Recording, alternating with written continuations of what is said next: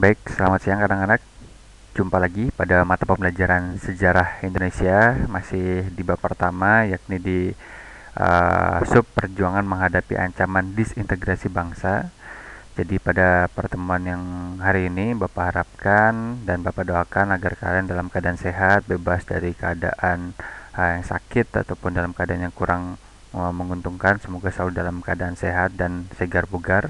Baik, pada pertemuan yang sebelumnya kita sudah membahas mengenai materi yang Bapak share lewat blog Bapak atau website Bapak, dan pada kesempatan kemarin kalian diarahkan untuk menjawab pertanyaan, salah satu pertanyaan saja di blog Bapak melalui kolom komentar. Nah, jika kalian sudah uh, mengkomentari sesuai dengan jawaban kalian, baru kalian capture dan kalian kirimkan kembali ke Google Classroom. Dan itu materi kita yang kemarin yang berkaitan dengan kepentingan dan tentang pemerintahan. Baik, pada pertemuan kali ini kita akan membahas mengenai sesi selanjutnya ya. Sesi selanjutnya ini tidak terlalu banyak daripada sub pembelajaran yang kemarin. Jadi mata pembelajaran kita atau materi kita pada hari ini adalah dari konflik menuju konsensus suatu pembelajaran. Nah, mengapa sub materi yang seperti ini? Karena kita dari pertemuan-pertemuan lalu sudah membahas mengenai konflik. Nah, sudah membahas mengenai konflik, sudah membahas mengenai pemberontakan, berbagai pergolakan dan sebagainya. Nah, pada pertemuan yang sekarang kita mempelajari, dari konflik-konflik yang sudah kita lewati, dari konflik-konflik yang sudah kita pelajari dari masa lalu sebelumnya, bagaimanakah kita menjembatani konflik tersebut agar kita jadikan itu sebuah pembelajaran di kehidupan masa kini, agar konflik-konflik yang serupa itu tidak terulang ataupun konflik-konflik yang baru itu tidak menjadi suatu polemik yang menjadi menjadi tantangan lagi bagi bangsa kita gitu. Nah, konflik ini nanti akan jadi pembelajaran bagaimana dari pergolakan ideologi ini uh, jangan sampai ideologi Pancasila kita diganggu gitu ya, diganggu. Dan karena ini merupakan ideologi Pancasila kita ini sudah merupakan kesepakatan bersama, dan perbedaan selain ini sebenarnya sudah dijembatani di dalam Pancasila itu sendiri, jadi sudah tidak bisa ditolerir lagi apabila nanti ada sekelompok golongan, sekelompok orang ataupun sebagainya ingin mencari atau mengedepankan ideologi mereka di negara kita gitu. Karena sebenarnya negara Pancasila sudah include semua ideologi, sudah ada di dalamnya.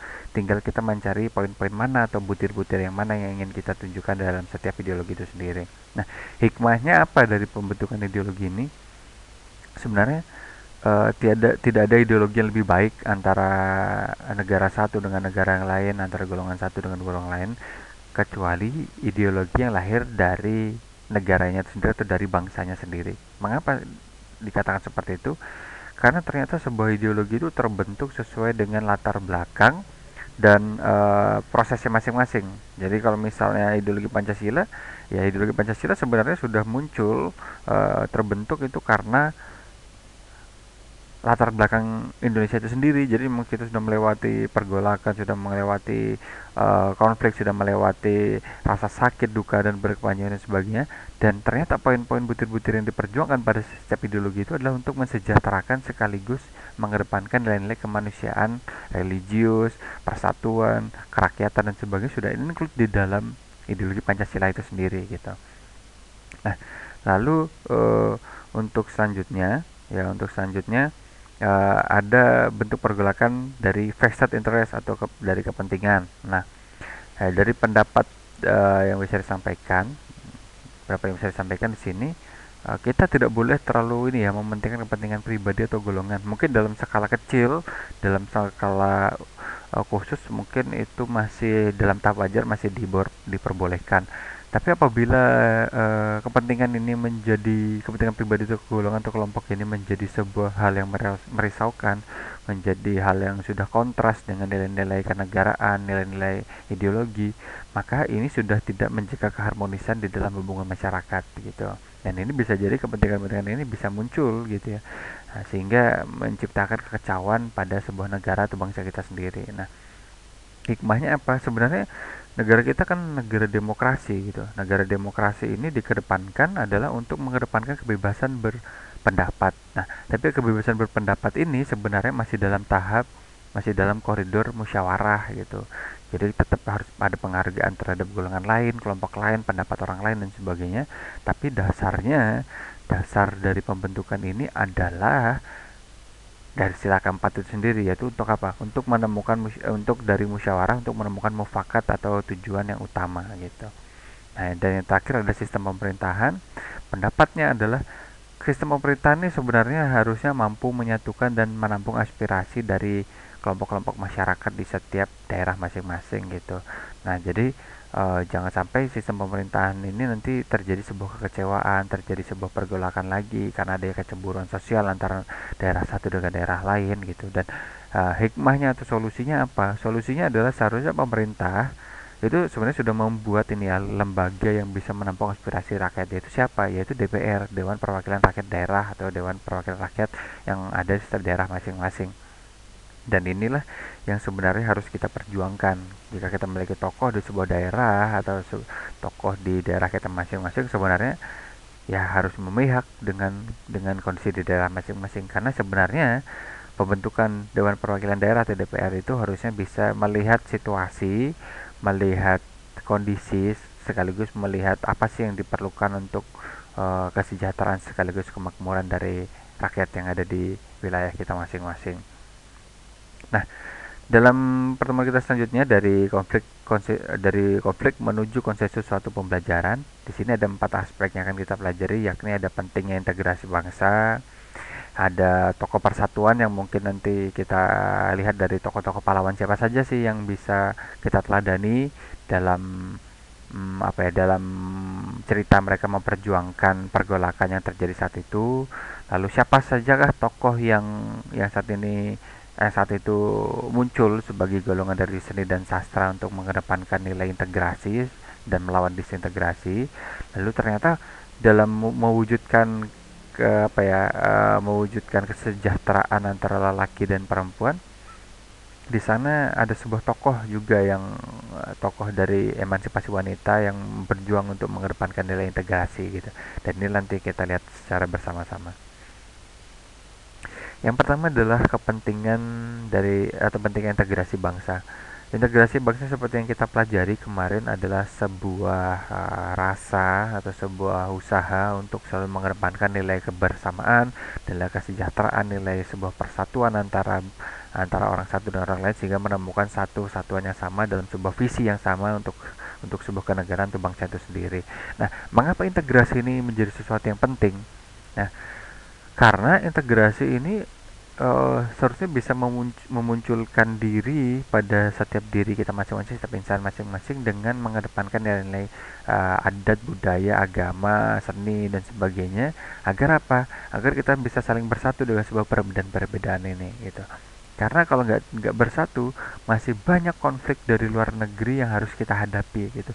Orang luar negeri itu ingin negara kita ini selalu terbelakang, ingin negara kita menjadi negara yang negara yang tidak tidak bangga dengan bangsanya sendiri, tidak tidak ingin kita tuh maju dengan kecerdasan dan sumber daya alam, sumber daya manusia yang kita miliki begitu. Jadi orang luar negeri itu selalu merecokin, selalu membuat kita kita menjadi tidak fokus dengan kesejahteraan atau kepentingan bangsa kita sendiri, sehingga kita selalu mengedepankan nilai-nilai mereka, kata lebih agung, lebih bagus, mereka lebih modern, lebih seperti ini seperti itu, padahal negeri kita, bangsa Indonesia lebih bagus, lebih lebih luar biasa dibandingkan negara lain atau bangsa lain gitu. Buktinya apa? Buktinya mereka pun sangat sangat ingin sangat ingin belajar dari negeri kita, sekaligus ingin menjatuhkan negeri kita gitu, karena memang negeri kita adalah negeri yang sangat kalau misal dibilang dalam istilah Jawa tuh gempah ripah loh jinawi gitu. Jadi kesejahteraannya itu sebenarnya sudah sangat menguntungkan sekali bagi bangsa kita, tinggal kita yang menjaganya, tinggal kita yang benar-benar ketika benar-benar menjaganya gitu. Nah, terus integrasi ini penting karena ketika kita ingin mengedepankan rasa disintegrasi atau kita mendukung pergolakan, mendukung uh, kekacauan ataupun sebagainya, konflik itu nanti hanya akan menimbulkan penderitaan psikis bagi masyarakat. Psikis itu apa? Adalah sebuah perasaan, sebuah apa ya, kecenderungan psikologis dalam diri setiap masyarakat yang nanti akhirnya mengganggu apa sih, mengganggu emosional di masyarakat yang seharusnya kita sudah bisa hidup secara damai, sudah bisa hidup secara apa ya, sudah hidup secara baik-baik saja, tetapi pergolakan ini malah menimbulkan rasa sakit, rasa kebencian, rasa saling menyakiti satu sama lain, dan ini malah menimbulkan apa ya, disintegrasi pada diri hati kita masing-masing dengan timbulnya psikologis yang tidak menentu gitu. Jadi kita sekarang pun di daerah ini ya, di daerah kita saat ini, kita tuh sudah terlihat sekali kita mengedepankan rasa kebinekaan kita di sekolah. Kita sudah betul-betul mengedepankan rasa perbedaan yang bisa kita jaga dengan warna-warni latar belakang, dari orang Jawa kah, orang Timur kah, orang Bali kah, orang apa sebagainya itu, atau orang Banjar, itu sudah sangat mengedepankan nilai-nilai itu sebenarnya setiap daerah masing-masing. Jadi jangan sampai kita mendukung disintegrasi hanya untuk kepentingan kita masing-masing gitu. Lalu konflik ini hanya akan menimbulkan korban dan kerugian gitu.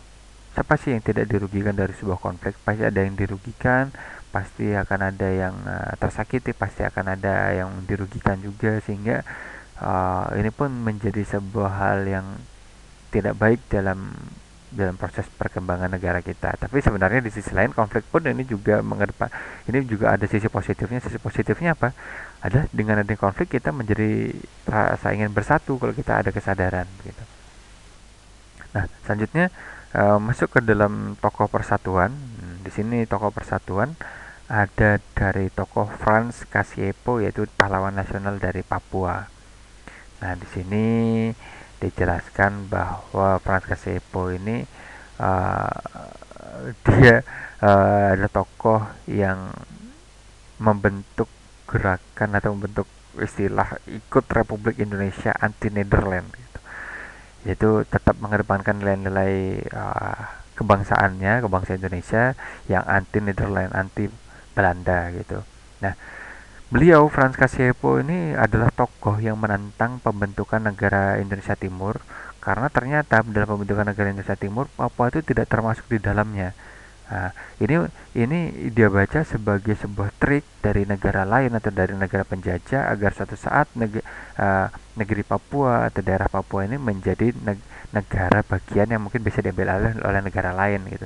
Dan Franz Kasiepo ini dia tidak setuju dengan hal itu. Oleh karena itu, dia adalah orang atau tokoh yang sangat menentang pembentukan negara Indonesia Timur karena Papua tidak masuk ke dalamnya.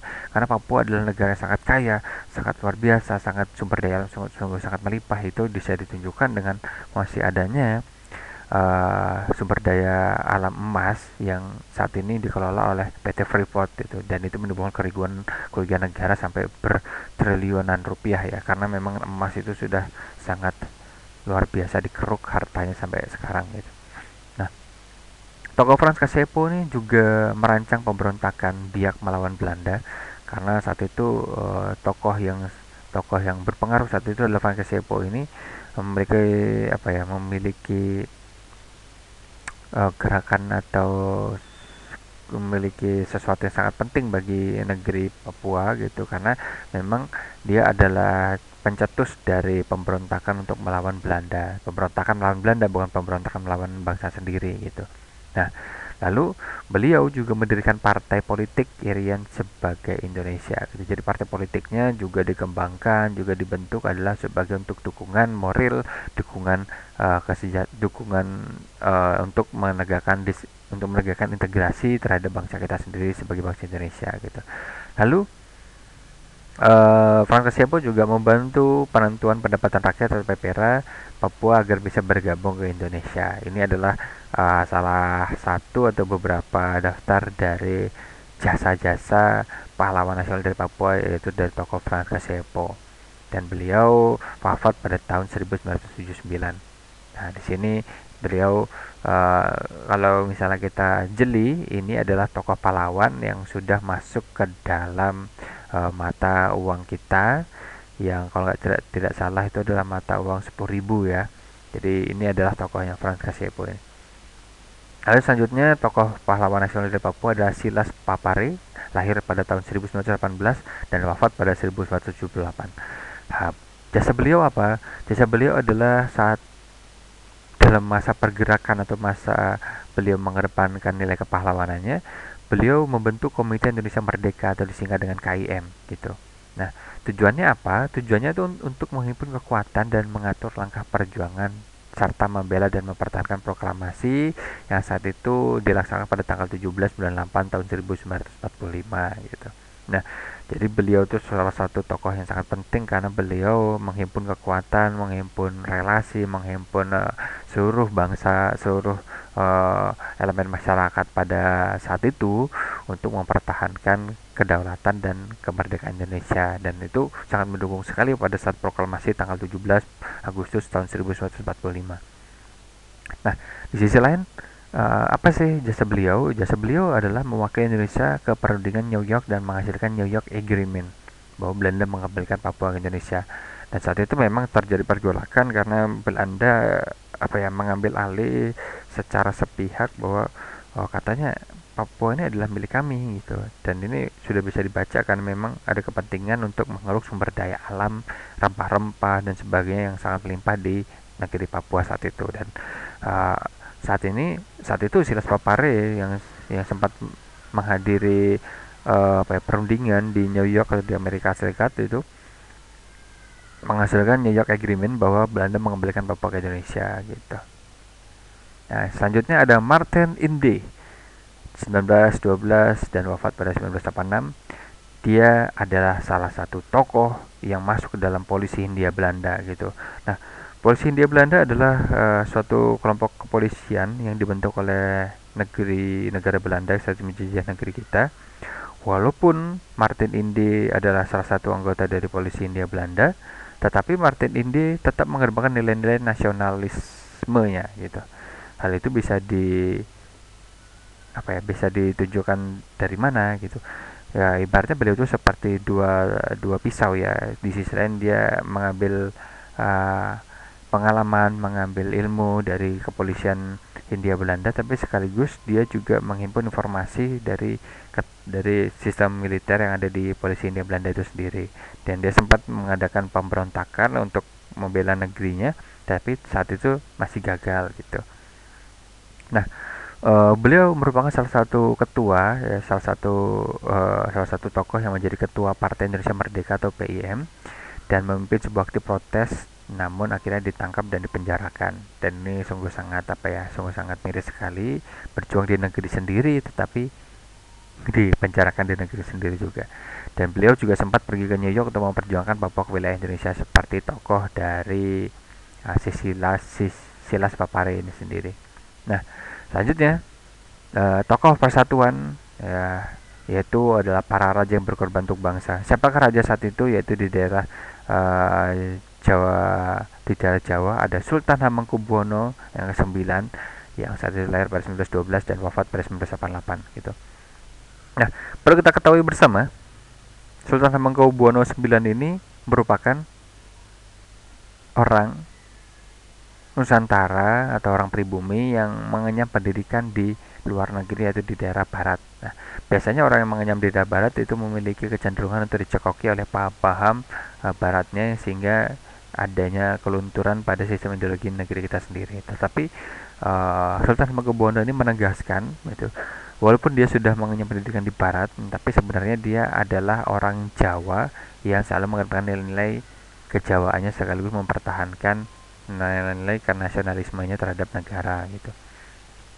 Nah, karena sistem Yogyakarta adalah daerah istimewa gitu, oleh karena itu ada kerajaan yang masih eksis di sana, dan Sultan Hamengkubuwono yang ke-9 ini menyatakan walaupun di Yogyakarta ada daerah keistimewaan yang terbentuk kerajaan di sana, itu pun juga bagian dari NKRI, Negara Kesatuan Republik Indonesia gitu.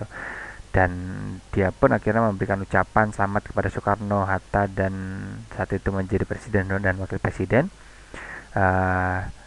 Di sisi lain kerajaan itu memiliki otonomi daerah yang sangat sangat sangat sangat beruntung karena para masyarakat, para elemen masyarakat di sana sangat menghormati, sangat mengedepankan nilai kebersamaannya untuk saling mensejahterakan itu, dan akhirnya Sultan Hamengkubuwono IX ini memberikan fasilitas bagi pemerintah saat itu, mendukung sistem kenegaraan dan sistem pemerintahan yang terjadi pada saat itu. Nah, Sultan Hamengkubuwono ini menolak tawaran Belanda gitu, karena saat itu Belanda menawarkan Hamengkubuwono menjadi raja seluruh tanah Jawa, dan ini adalah sebuah trik Belanda untuk saling melakukan perang adu domba antara satu dengan yang lain gitu. Jadi pada tanggal 5 September tahun 45, Sultan Hamengkubuwono membuat sebuah pernyataan bahwa Ngayogyakarta Diningrat merupakan kerajaan, dan daerah Yogyakarta ini adalah daerah istimewa yang diberikan oleh negara Republik Indonesia. Dan yang kedua, segala kekuasaan di dalam negeri NH atau Ngayogyakarta Diningrat dan urusan pemerintahannya berada di tangan Hamengkubuwono IX gitu. Lalu yang ketiga, hubungan Yogyakarta Diningrat dengan pemerintah Republik Indonesia bersifat langsung, dan Sultan Hamengkubuwono IX bertanggung jawab kepada presiden gitu. Dan ini adalah sebuah komitmen beliau sebagai pahlawan yang saat itu mengedepankan nilai nasionalismenya untuk membela negeri kita walaupun masih dalam ranah kerajaan begitu. Nah, selanjutnya ada ada Sultan Syarif Kasim II tahun 1893 sampai 1968. Jadi beliau saat itu berada di Kerajaan Siak yang berkedudukan sejajar dengan Belanda, karena memang dia tidak ingin kerajaannya ini menjadi kacung atau menjadi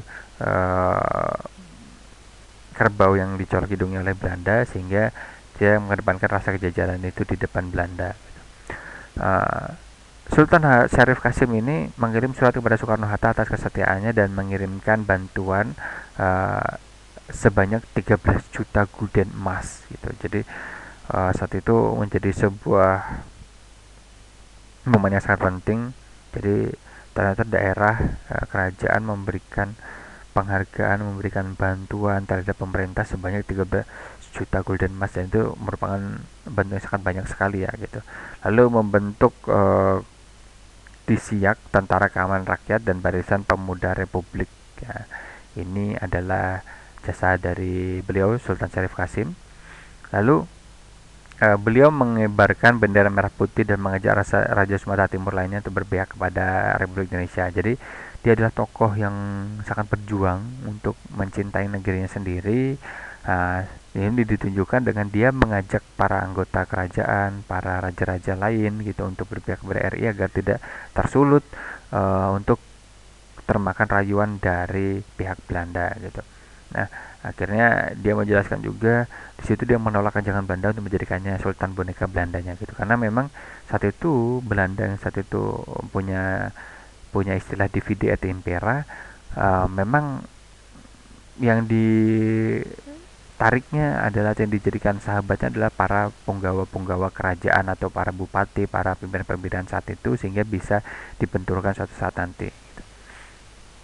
Nah, menyerahkan 30% hartanya untuk presiden di Jogja untuk kepentingan kemerdekaannya, dan ini memiliki hati yang tulus. Biasanya sebuah kerajaan hanya akan menyimpan hartanya untuk kepentingan kerajaan, tapi ini malah memberikan kepada di daerahnya masing-masing gitu. Nah, selanjutnya ada tokoh persatuan dari seni dan sastra adalah Ismail Marzuki ya. Ini adalah seniman yang sudah kita lihat dari lagu-lagu daerah yang sudah kita temui ya, sampai saat ini kita lihat masih tetap eksis gitu. Ismail Marzuki merupakan salah satu tokoh yang lahir dari keluarga seniman juga. Jadi ini pun tidak bisa dihindari, darah senimannya masih mengalir dari orang tua ke dirinya, dan dia diwarnai oleh semangat cinta tanah air dengan membuat berbagai macam lagu yang sangat eksis sampai sekarang ya, yaitu apa saja, ada Rayuan Pulau Kelapa, ada Halo Halo Bandung, ada Selendang Sutra, dan Sepasang Bola Mata. Nah, walaupun Ismail Marzuki ini memiliki penyakit tuberkulosis, dia tetap semangat untuk mengedepankan nilai seninya, untuk membela negeri kita, untuk mewarnai nilai-nilai kenasionalismenya dengan membuat seni, lagu, sastra dan sebagainya. Inilah tokoh Ismail Marzuki dari seni dan sastra. Nah, selanjutnya ada tokoh persatuan dari perempuan pejuang. Nah, tokoh selanjutnya yaitu ada Opu Daeng Risaju gitu. Dia adalah keturunan dekat dari kerajaan Luwu Palopo, yaitu dari Sulawesi ya. Nah, awalnya dia adalah seorang yang sangat buta huruf, namun walaupun dia buta huruf, dia memiliki semangat untuk membela negeri kita, untuk mengedepankan rasa persatuan dan kesatuan gitu. Jadi bukan hanya tentang kecerdasan otak yang dimiliki, tapi dia memiliki kecerdasan pengalaman untuk mengedepankan nilai-nilai emosional pada masyarakat gitu. Dia memiliki suami yang bernama HM Daud dan dia akhirnya bercerai, sehingga akhirnya dia itu juga tidak diakui oleh pihak kerajaan karena partainya gitu. Partainya apa sih? Ya, dia membuat Partai Syarikat Islam Indonesia di cabang Palopo pada tanggal 14 Januari 1930. Dan ini tidak diakui oleh pihak kerajaan Luwu saat itu karena memang terjadi kesenjangan antara agama dan kerajaan. Dan karena dia adalah tokoh yang sangat aktif saat itu, hingga akhirnya ada kegeraman dari pihak Belanda sehingga dia bisa keluar masuk penjara karena aktif menyebarkan semangat kemerdekaan. Saat di penjara ya, Opu Daeng Risaju ini mengalami banyak penyiksaan. Nah, hingga akhirnya penyiksaannya itu ditujukan supaya apa? Supaya dia kapok untuk tidak menyebarkan rasa semangat nasionalisme, semangat kemerdekaan, untuk mempengaruhi orang lain, untuk mencintai negerinya gitu. Hingga akhirnya disiksa untuk kapok untuk hal itu gitu. Nah, tapi penyiksaan ini akhirnya berdampak pada pendengarnya hingga dia menjadi tuli seumur hidup. Bayangkan ya, penyiksaannya tuh sekeras apa sehingga dia bisa tuli begitu. Nah, setelah pengakuan kedaulatan 49, ia akhirnya pindah ke Parepare, dan karena dia sudah berumur ya setidaknya sudah sepuh gitu, dia akhirnya tidak aktif lagi di Partai Syarikat Islam Indonesia, dan dia dihormati sebagai tokoh yang dituakan untuk menjadi tokoh sesepuh gitu. Nah, lalu beliau meninggal pada tanggal 10 Februari tahun 64 dan dimakamkan di perkuburan sekitar Raja-Raja Loko di Palopo gitu. Dan ini adalah tokoh perempuan pejuang.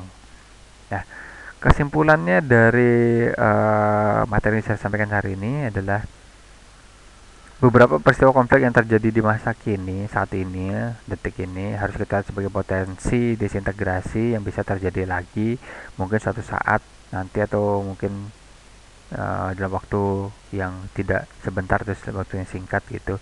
Dan ini harus kita sadari, jangan sampai, karena ini bisa jadi menjadi sebuah momen untuk merusak persatuan negeri gitu.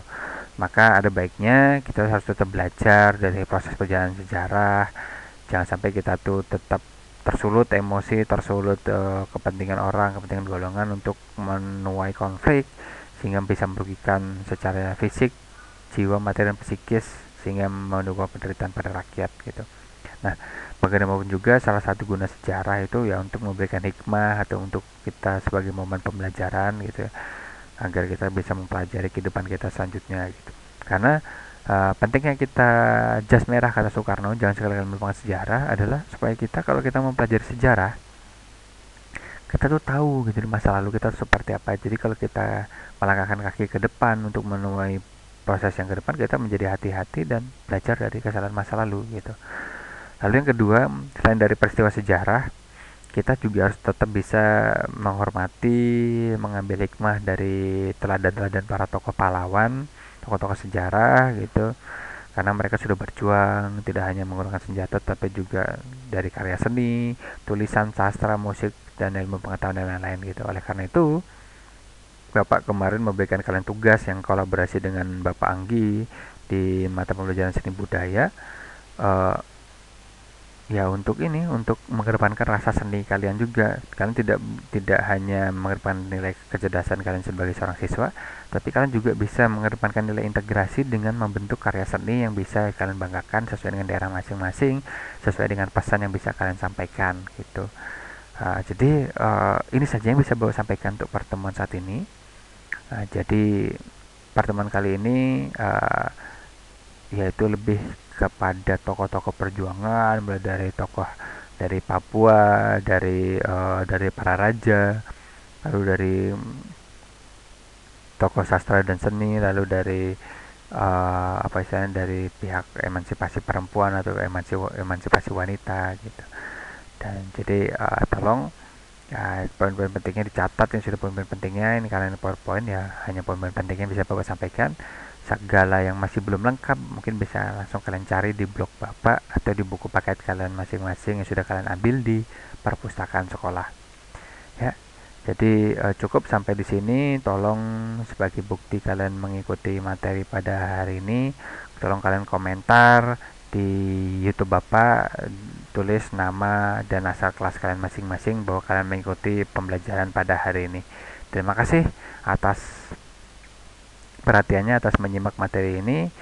Tetap jaga kesehatan, jaga protokol kesehatan. Semoga pandemi ini segera berakhir dan kita bisa tetap melaksanakan tatap muka di sekolah, sehingga kalian bisa semangat dalam melakukan pembelajaran, tetap sehat dan semangat dalam melakukan pembelajaran. Jas merah, jangan sekali-kali melupakan sejarah. Sampai jumpa di pertemuan yang akan datang.